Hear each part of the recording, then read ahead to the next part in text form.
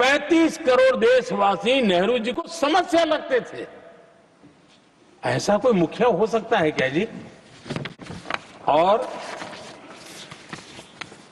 इस बात का उदाहरण देते हुए इंदिरा जी ने आगे कहा कि आज देश की जनसंख्या 57 करोड़ है, इसलिए मेरी समस्याओं की संख्या भी उतनी ही बड़ी है। यानी पिताजी को 35 करोड़ समस्या वाले देशवासी लगते थे, अब 57 करोड़ उनको समस्या। कोई ऐसा हो सकता है जो अपने ही देशवासियों को समस्या माने? ये फर्क है उनकी सोच और हमारी सोच में, ये फर्क है उनके अप्रोच और हमारे अप्रोच में।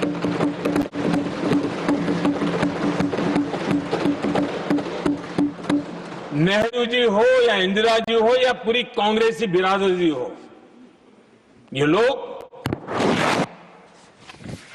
भारत के लोगों को समस्या मानते हैं।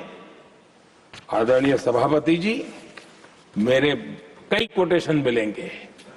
मैंने दुनिया के सामने कहा है, देश के सामने कहा है, और कहा है इसलिए नहीं, ये मेरा कन्विक्शन है। अरे चुनौतियां कितनी ही क्यों न हो, 140 करोड़ समाधान हमारे पास है।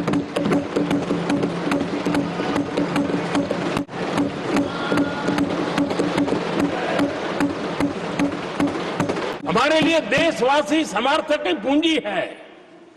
हमारे लिए हर देशवासी भारत का उज्जवल भविष्य का नियंता है, निर्माता है, कर्ता धर्ता है। हम उसको समस्या कैसे कह सकते हैं?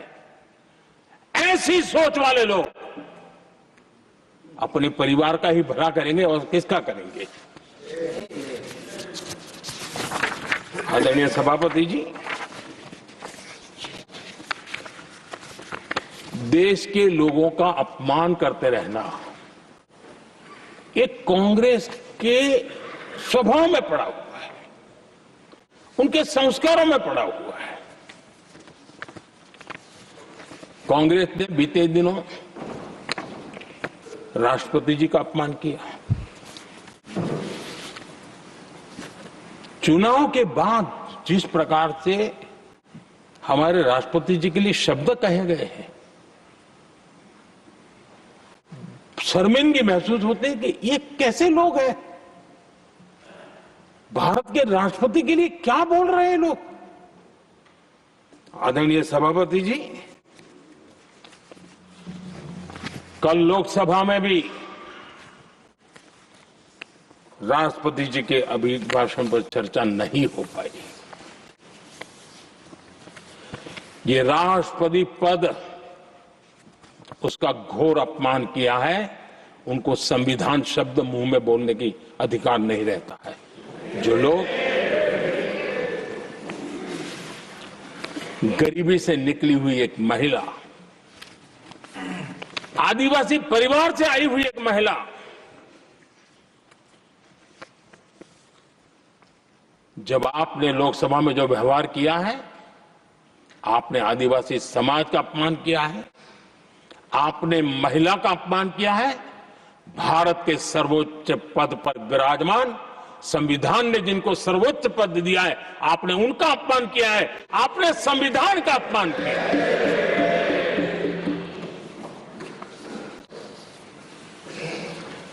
आदरणीय सभापति जी, उनको कुछ भी लगता हो, कांग्रेस को ये गुनाह Honorable members, it is now 6 p.m. If the House agrees, we may sit beyond 6 p.m. till disposal of the motion of thanks and the presidential address. Do I have the leave of the House to extend the sitting beyond 6 p.m.? Yes. Thank you. आदरणीय सभापति जी, समय बढ़ाने के लिए मैं आपका और सदन का बहुत आभार व्यक्त करता हूं।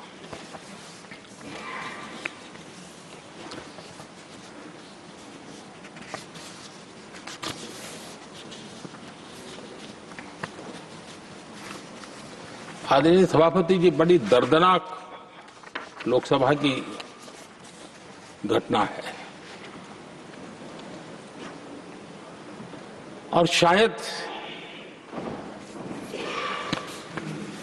हताशा, निराशा तो हम समझ सकते हैं, लेकिन इसके लिए देश के पवित्र लोकतंत्र के मंदिर को ही इस रूप में कर देना, और उस समय चेयर पर असम के ही हमारे एक माननीय सांसद बैठे थे और उस समय कागज फेंके गए, टेबल पर चढ़ दिया गया। क्या ये नॉर्थ ईस्ट का अपमान नहीं है? क्या असम के नागरिकों का अपमान नहीं है? कल फिर दोबारा किया उन्होंने, और उस समय आंध्र के दलित परिवार का बेटा चेयर पर बैठा था, उसने उसको भी अपमानित किया। यानी आपने नॉर्थ ईस्ट का अपमान, चेयर में बैठा अपमान करो। आंध्र के एक दलित परिवार का बेटा चेयर पर बैठा, उसका अपमान करो। सदन ने इनको काम दिया हुआ है, सबने मिलकर के काम दिया हुआ है, लेकिन वो दलित समाज से आते हैं, इसलिए आप अपमान करते हो।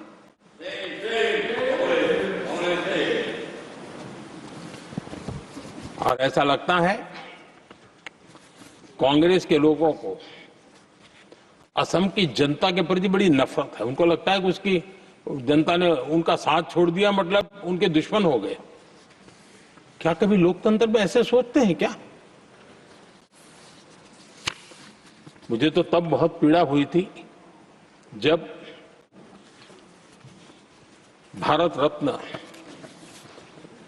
भूपेन हजारिका जी, जो कि देश के बहुत ही सम्मानीय व्यक्तित्व है जी, आज भी घर घर में उनको स्मरण करते हैं लोग। उनके प्रति जो भक्ति का भाव है आप कल्पना नहीं कर सकते, लेकिन उनको इसकी भी कोई परवाह नहीं है। और जिस प्रकार से, और हमारा सौभाग्य था कि हमने भूपेन हजारिका जी के देश के लिए जो उनका योगदान था, नॉर्थ ईस्ट जैसे इलाके से पूरे देश को अपने वाणी से, अपने विचारों से, अपनी अभिव्यक्ति से बांध के रखा था। हमने भारत रत्न देने का निर्णय किया, इस पर भी इनको ऐतराज। और मैं तो हैरान हूं, खड़गे जी अगर होते तो मैं उनकी हाजिरी में कहता ही है, इन्होंने जिस प्रकार से बोला ना भारत रत्न के बाद, वो वीडियो पर उनका चेहरा देखेंगे ना, आपको लगा रही है ऐसे लोग हैं, ऐसा व्यवहार करते हैं। और ये कहा, अरे ये तो सिंगर थे। मैं समझता हूं कि एक किसी का भी अपमान करने में कभी भी पीछे नहीं रहते हैं। उन्होंने भूपेन हजारिका जी को भारत रत्न दिया, उसका भी विरोध किया। ये पूरे असम का विरोध है, पूरे देश के कला प्रेमियों का विरोध है। और मुझे पक्का विश्वास है असम कभी भी इस अपमान को भूलने वाला नहीं है।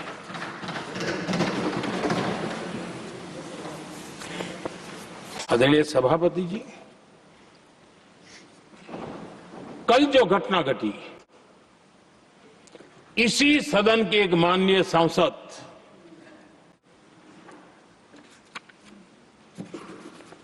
कांग्रेस के शातिर दिमाग जिनका है, ऐसे एक युवराज ने उनको गद्दार कह दिया।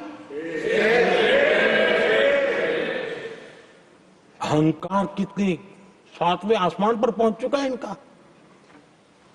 और कांग्रेस को छोड़कर के कितने ही लोग निकले हैं, कांग्रेस के कितने टुकड़े हुए हैं, कई लोग दूसरे दलों में गए हैं, लेकिन औरों को तो किसी को गद्दार नहीं कहा उन्होंने। लेकिन कल सांसद को गद्दार इसलिए कहा क्योंकि वो सिख थे। ये सिखों का अपमान था, ये गुरुओं का अपमान था। और कांग्रेस के अंदर जो कूट कूट करके सिखों के प्रति नफरत भरी पड़ी है ना, उसका वो अभिव्यक्ति थी। और इसी सदन के माननीय सांसद है वो, और उनको जरा भी दर्द नहीं, वरना आज खड़े होकर के कह सकते थे कि कल जो हुआ इसी सांसद की गरिमा के अनुरूप नहीं था, हमें खेद है। एक शब्द तो बोल देते, लेकिन सिखों के प्रति उनके मन में जो नफरत भरी पड़ी है, और इसी के कारण उन्होंने कल, और जिसका परिवार देश के लिए शहादत देने वाला परिवार के वो सदस्य हैं,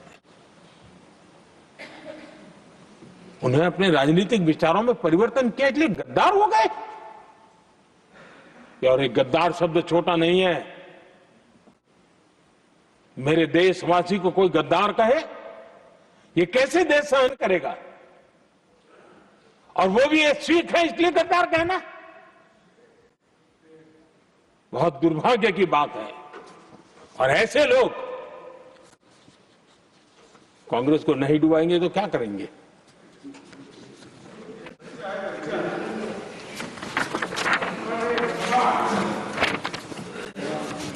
आदरणीय सभापति जी, एक तरफ ये दृश्य है और दूसरी तरफ हमारे सदानंद जी मास्टर का दृश्य है।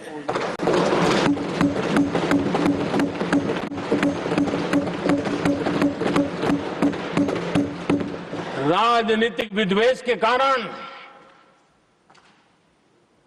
उनके दोनों पैर काट दिए गए।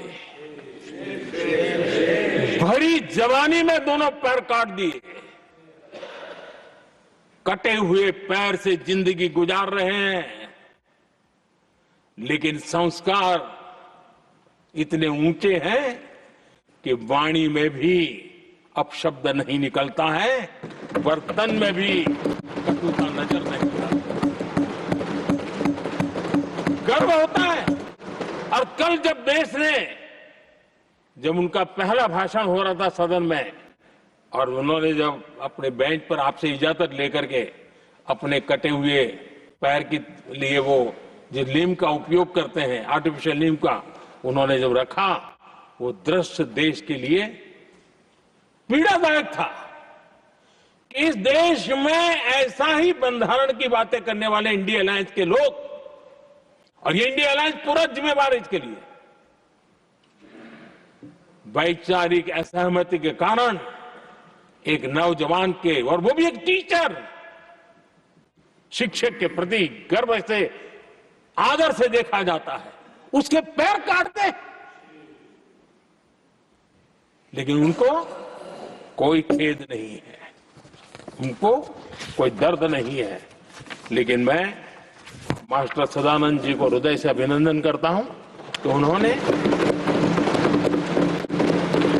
जिस प्रकार से इतनी भयानक हमले के बाद भी देश की सेवा का अपना व्रत जारी रखा, और आज देश की नीति निर्धारण में अंदर अपना योगदान दे रहे हैं। ये गर्व की बात है। और ऐसे लोगों के सहारे हम राजनीति में जीते हैं, काम करते हैं, देश के लिए जीने मरने की प्रेरणा मिलती है। ये संस्कार हमें पाए हैं ऐसे लक्षावधि कार्यकर्ताओं के तब से पाए हुए हैं। आदरणीय सभापति जी,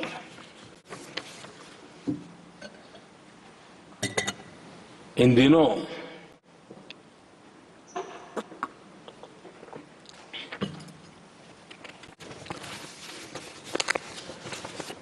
और वैसे कांग्रेस के हमारे साथियों का मुझ पर जरा विशेष प्रेम है, वो स्पेशल प्रेम है। और जब मैं जिम्मेवारी जो मिली है उसके तहत, और जिम्मेवारी न मिलती तो भी देश के लिए जीना तुमने सीखा है। हम विकसित भारत की जमीन मजबूत कर रहे हैं, उसको एक ताकत दे रहे हैं। एक तरफ देश के युवाओं के लिए मजबूत जमीन तैयार कर रहा हूं, तो कांग्रेस मोदी की कब्र खोदने के कार्यक्रम करवा रही है। और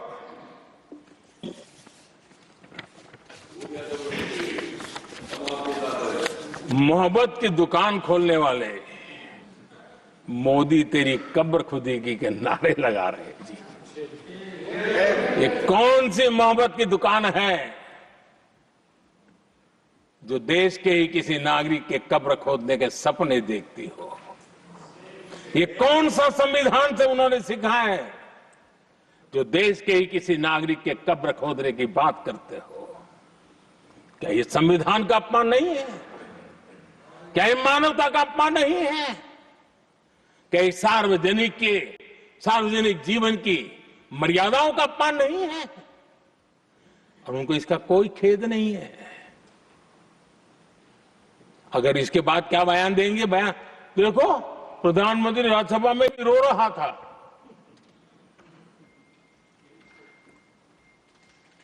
किस प्रकार के संस्कार और वृत्तियों से पले बड़े लोग हैं ये।